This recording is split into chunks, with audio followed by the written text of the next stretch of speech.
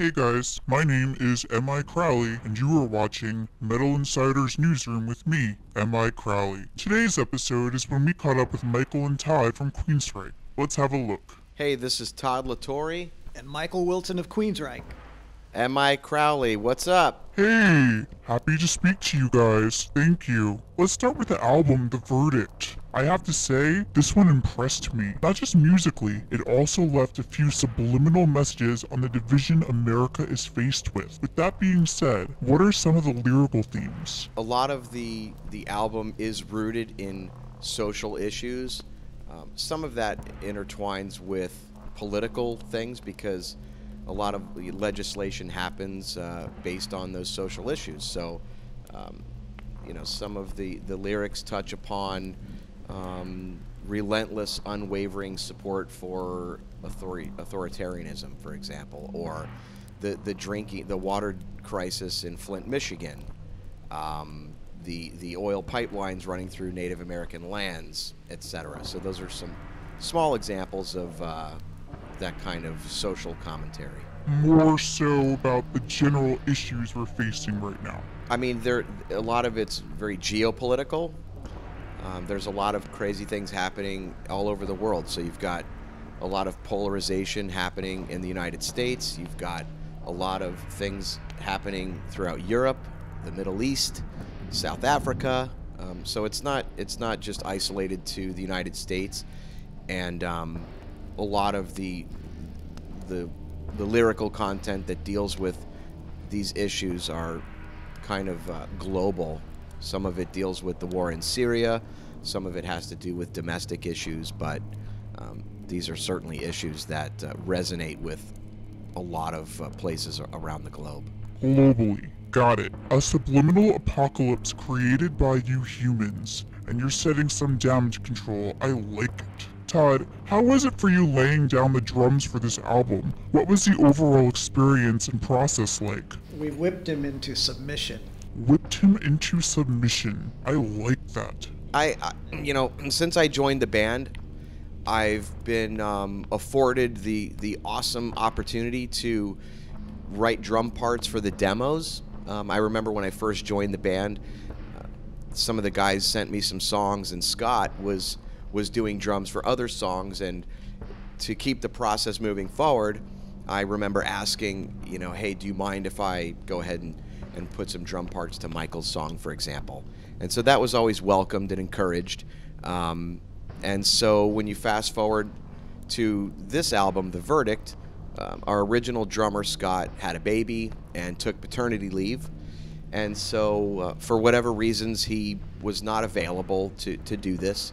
And just like I had done for the last two records, contributing drum parts to the music, that was the same case with the demos on this. So when it finally came time to record, I was just the logical person to do that. And so I did that. It was a great honor. It was a lot of fun. And I got to work with these guys on a different level in the studio. So when I did those drums, all of the guys were in the control room with our producer Zeus, and taking into consideration all of the guitar riffs and the vocal parts. So it's an asset as a singer to be able to know all of the phrasings of those vocal parts, because maybe I wanted to do some drumming things that highlight that or emphasize a vocal part. So it was a lot of fun. I think that the record came out really well, and it definitely sounds like a Queensrÿche album, and it's great to be able to be a more well-rounded musician, because I get to dig deeper into the songs that these guys are writing. They write the music. I have little musical ideas, but these are the songwriters from the music. So yeah, it was a great honor and a lot of fun, and I'm glad that I was able to contribute that. What about you, Michael? What was the process like writing the album compared to prior efforts? Yeah, I think The Verdict was put together more in a spontaneous manner. A lot of the demos weren't finished. They were maybe only one or two completed ones that were 100% finished. So When we flew Zeus out to Seattle for pre-production, it was actually more of finish up the writing situation. So, you know, we were all brainstorming as, you know, the creative elements of Queensrÿche and putting together these songs, and which was really cool, because for me it's like back in the old days in the 80s when we used to as a band, you know, form together songs. So we were doing this and everybody was really vibing, you know, everybody was pulling, you know, deep within them their creative elements to really really get this album sounding amazing. And I'm really excited about this. I think you know, this band is really grown as musicians, and the musicianship is tighter, and everybody is playing with you know, the utmost confidence, and we're in a really good place right now. You guys have been awesome. I've seen you live quite a few times, and your energy this long in the game is incredible. You still perform as though you're still 22. It's amazing. Is there anything you can share about Scott's hiatus? Is he coming back? Look, he had a beautiful son back in 2017. He asked for, rightfully so, paternity leave. Of course, we all want that for him and support that 100%. You know, and 3 months turned into 6, turned into 9, and, you know, hey, when do you think you might be coming back? And we just didn't get a definitive answer, so okay.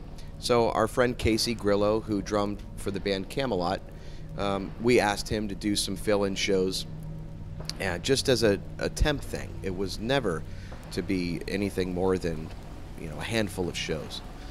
And then 2018 rolled around, and we still hadn't gotten a commitment for Scott to return, and so we said, oh, you know, it is what it is. You know, no one blames any person for wanting to just be a parent.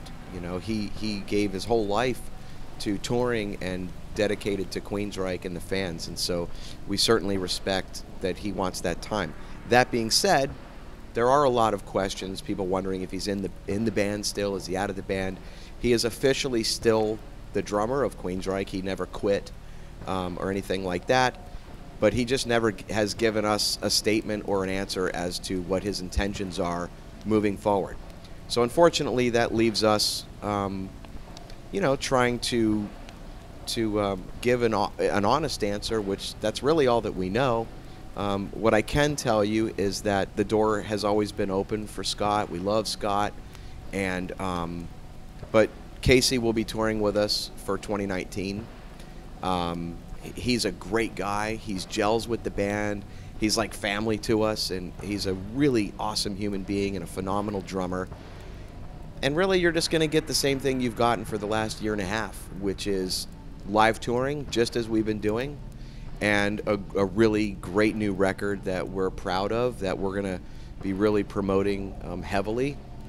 So if you really look at how things have been, it is business as usual, because we're still touring and making records. Don't have anything more to say about the Scott thing, but again, you know, we wanted him to play on it, and the door has always been open for him when he wants to come back. Awesome. Keeping the door open. And Casey can handle playing with both Camelot and Queensrÿche?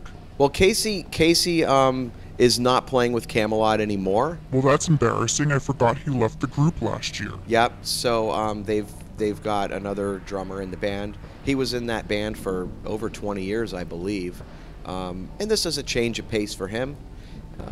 So yeah, it's all good. Yeah, there's no bad blood between the bands. We have the utmost respect for Camelot and everyone in that organization. Everybody gets along. Everybody gets along great, yeah. Michael, how would you look at both chapters of the group, pre and post Todd years? Well, you know, it's as you said, there's a lot more energy now. We're playing the songs that the fans want to hear, and we've been doing that for the last 6 years. And you know, now a good deal of the fans are requesting more of the newer stuff. You know, and that to us is amazing. You know, that's really gets us motivated. That you know, first they wanted to hear the old stuff, you know, and then they wanted to hear the hits. Now they want to hear the new stuff. So this is working out really great for us. But yeah, I think you know, there's a new energy. There's you know, at that point when this happened, I mean, the machine ran out of gas. You know, there was nothing left, and this change had to happen. And Todd has just stepped in and done an amazing job. And you know, lo and behold, now he's can play some drums as well. And so you know, we're really growing as a band. So you got the old and the new mixed. It's all good. It's good and stuff. you know, we're very enthusiastic about what we're doing right now. It's difficult to convince those veteran fans who can't let go of the past. They hang on to it. For some reason, there are people, I've spoken to someone today, there are people who haven't listened to anything since, say, Promised Land. And while many have embraced the changes, what do you say about people who continue addressing Where's Tate? How do you handle the continued backlash? You can't really do anything about it other than go out and play your best show every night. And you know, that you can't change everybody's perception, and it's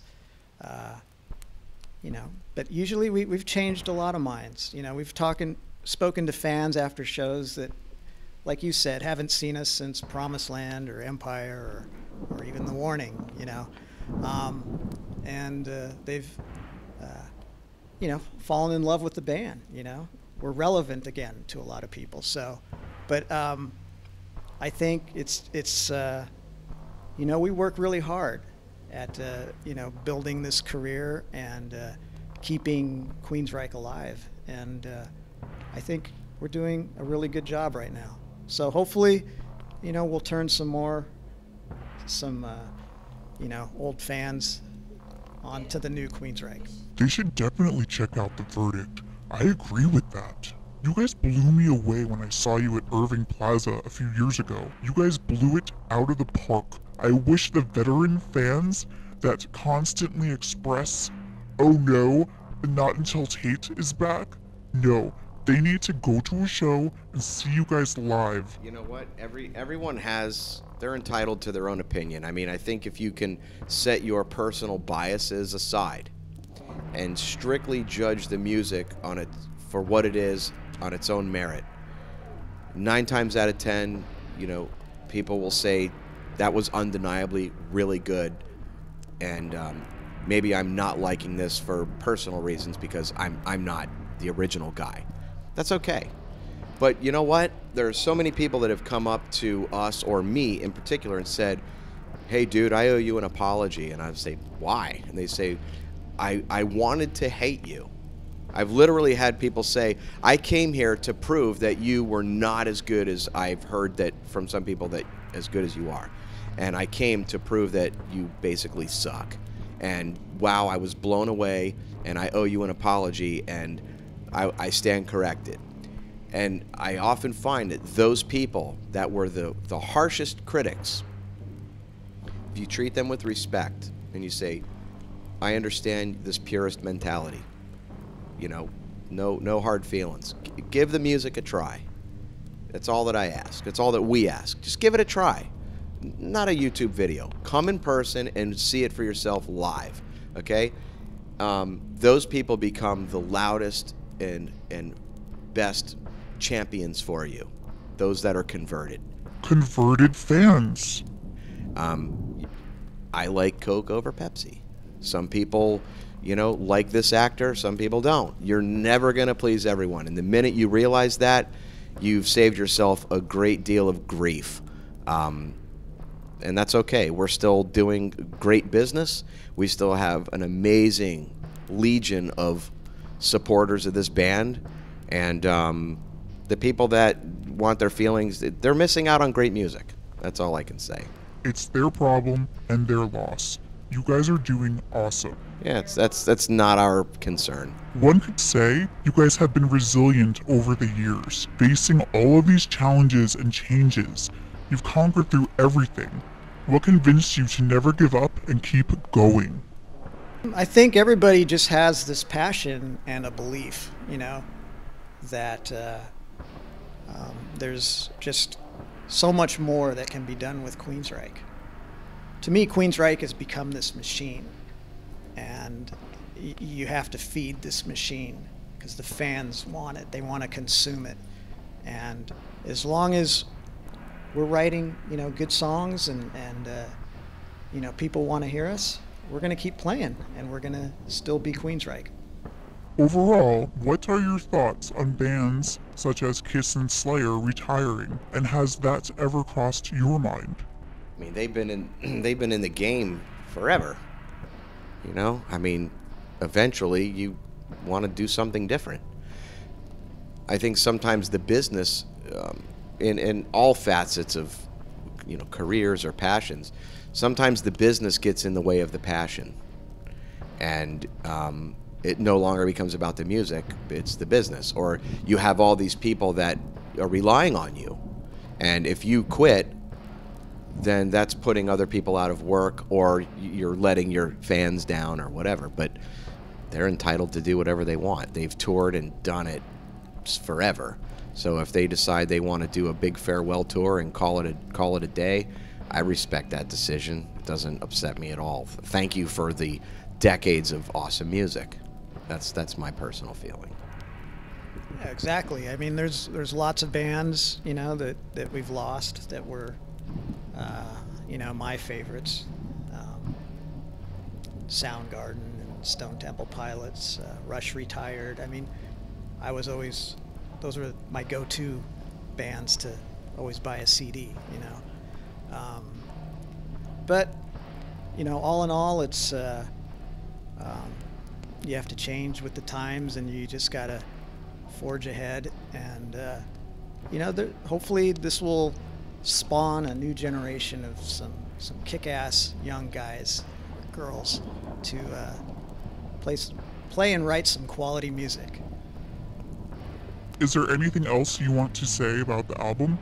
I mean, I would just say there's a lot of great feedback on the record, and you never know how it's going to be received. It's your secret, and it's your baby.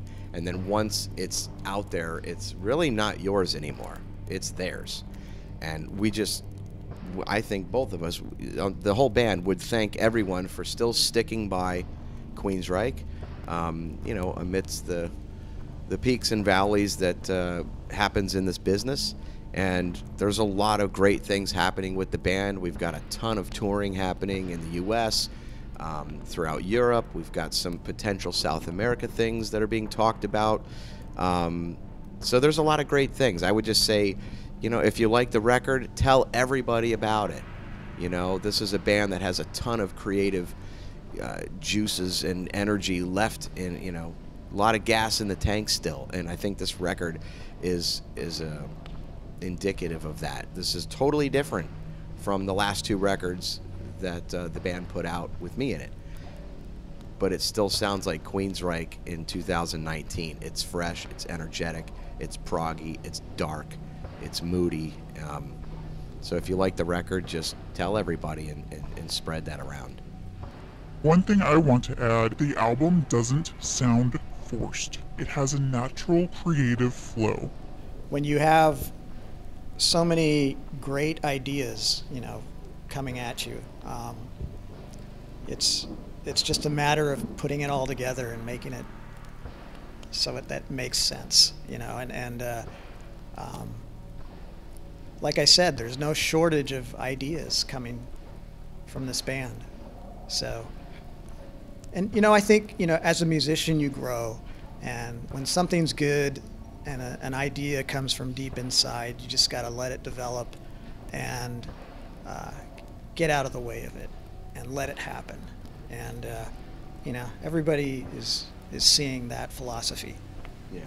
I couldn't have said that better myself. That was awesome. You rock, Michael. It was really great to talk with you, M.I Crowley, and we'll see you next time. Looking forward to seeing your show in March. Awesome. See you then. Thanks again, guys. And that's Michael and Todd from Queensrÿche. You should see them on tour as well as pick up their new album, The Verdict, which will be released on March 1st through Century Media. Until next time, I am M.I Crowley, signing off.